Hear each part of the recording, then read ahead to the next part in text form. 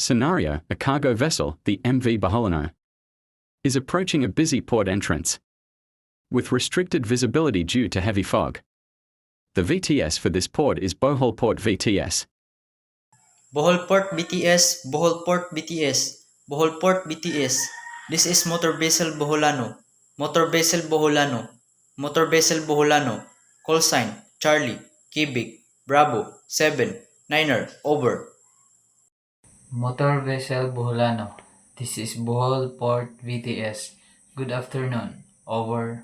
Bohol Port BTS, Motor Vessel Boholano. We are currently 5 nautical miles from the port entrance, proceeding at a reduced speed of 6 knots due to heavy fog. Visibility is estimated at less than half a nautical mile.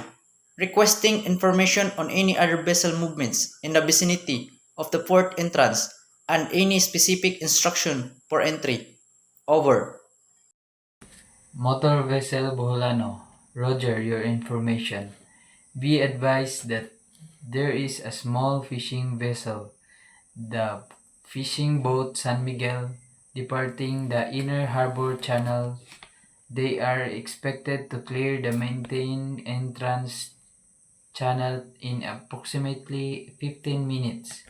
Maintain your current course and speed, and exercise extreme caution due to the reduced visibility. Report when you sight the pilot boat. Over. Bohol Port BTS, Roger.